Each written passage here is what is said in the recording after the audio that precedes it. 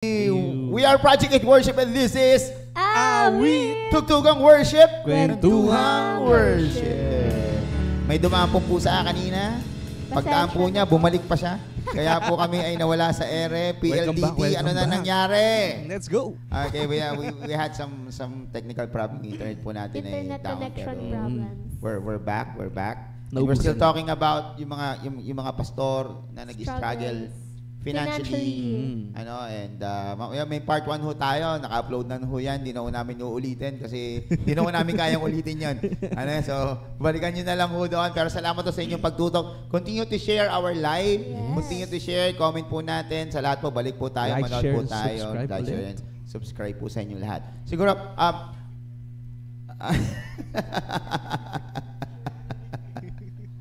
Siguro, siguro, ano nangyari? Sabi Sabi niyo ni yun, Johan, may pusa pala. May pusa pala. Ano lang siya, yun, Johan? malaki. It's just a joke. Ano lang yun? Joke lang. Oo. Hindi yan siya literal na Pero pusa. the real is Technical difficulties may internet connection disruption. But we want to take Johan, no? Kasi nakikinig siya sa Yes, atin. oo. Thank you, Johan. Thank you. Very attentive Okay, si it Johan. was a joke. Ano ba ito? Parang, hindi naman siya idiom, pero we're just kidding. And siguro, ano na lang, parang marapat natin yung about sa financial ng pastor.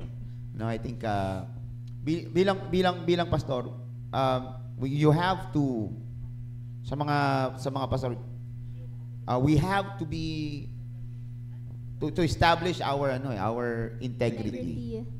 No? Lalo pagdating sa pera. No? Iwasan natin yung nagpaparinig sa mga member about sa iyong pangangailangan. Iwasan natin yung laging yung na-exploit tayo ng member.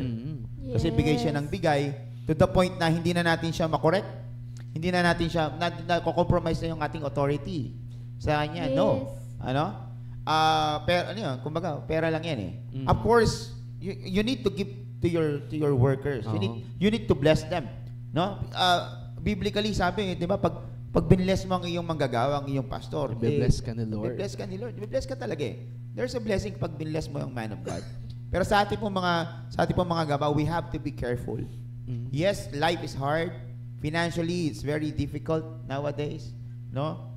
Pero isa sa and lagi ko nadidinig to kay Bishop Domingo every time.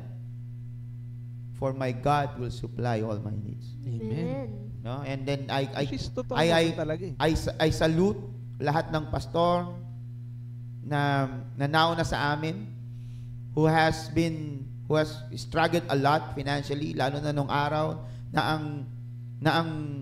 ang allowance ng pastor ay napakaliit.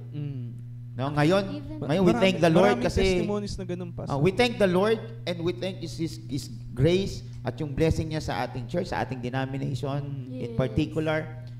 Napakaganda na ho ng kalalagayan ng mga pastor ngayon. No, at kung meron man financially na hindi kumbaga ay very limited pa rin, ilan na lang. No? Pero napagtutulong-tulungan.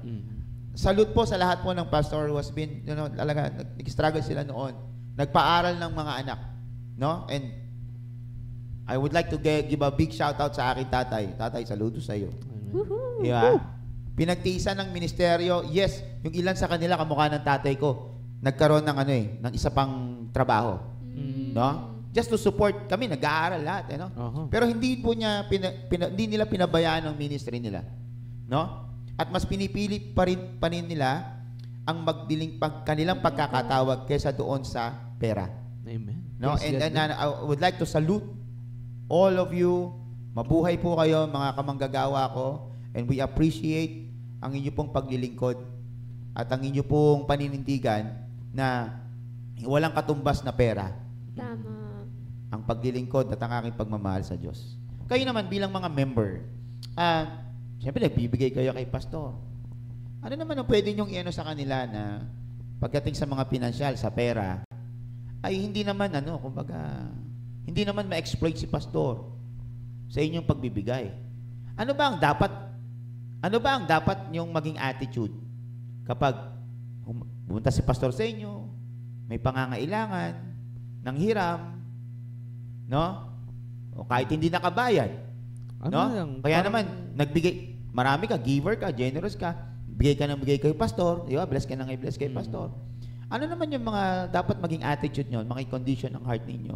Para hindi naman kayo mag-take advantage kay pastor. Yung tinatawag na no strings attached. No strings attached. Ano? Pag nagbigay Ano yun? ka- Parang saranggola. No? Oo. Hindi, pag nagbigay ka, bigay mo na yun. Huwag ka Yes, na yes. na umasa na ibabalik. Bilang or- member. Oh. Saka ano yun worker yan ni God. Kumbaga, Kanino mo ginawa yun? Kay pastor ba? hindi, di para ba? kay God din yun. Kay Lord mo ginawa yun eh. No? Sabi So- nga 'di ba may scripture din na kung ano yung ginagawa mo sa kapatid mo, ginagawa mo din kay God. Oo. Di ba? Lalong-lalo sa lingkod ng Panginoon. Yes. Ikaw naman, Ate Hana, bilang isang member. Kinuha na. Same answer. Joke lang. Hindi, pero Copy-paste. pero I agree na yun, pag magbibigay ka man, tignan mo na lang yun as pagtulong talaga. At kahit marami kang binigay kay pastor. Wag mo At and si pastor, kailangan ka pa rin i-correct. Yes. Hayaan mo lang, ha? Dapat andun pa rin yung humility Yes. in you. Oo. Wag mong gawing yun, parang wag mong panghawakan yun na may entitlement ka na just because tumutulong ka. At yun nga, Huwag mo babalik ka dun bablock sa si Oo. pastor. Babalik ka dun, May tulong mga mo yan. member kasing ganun na, no? Na take advantage kasi So, may utang na loob. Yeah, yung utang na loob. Hindi na sila pwedeng, di ba? Hindi na sila pwedeng pagalitan. Oo, Hindi na kasi sila pwedeng i-correct ni pastor. Bakit? Pastor. May utang binigyan na mo loob. ng binigyan Pastor, mo one binigyan mo ng down. kotse si pastor eh. Di ba? Oo. Ganun pala yun. Pero siyempre, medyo may hirap 'yon, ano? May hirap. Sa relasyon. Bilang pastor din, lalo. Ako, Jacob, kung bibigyan mo ako ng kotse, hindi ko alam kung papagalitan pa kita sa mga kabulastugan mo sa church. Well, depende sa kotse. Depende sa Di ba? kotse. Kung SUV, di talaga kita papagalitan. Kung ano, Kung pick up, lalong hindi kita papagalitan. Pag yung tumitirik pag na, bios Ako na. papagalitan mo, okay ba? pag Oo. tumitirik yung binigay, Sunday na, wala ka Sunday na. na wala ka pa. Kapag dito, ditulak. Kailangan Tulak natin ba? ka na midweek. Oo. Pero Diba? pag binigyan, sige dyan ka lang. Enjoy ka dyan. Hindi. Take your Wala. time. Take your time. Malilate ka kahit bukas ka na umaten. Wag ka Magagawain kami kinabukasan para sa'yo. wait, wag ganun ha. Walang ganun ha. Hindi good yung ganun.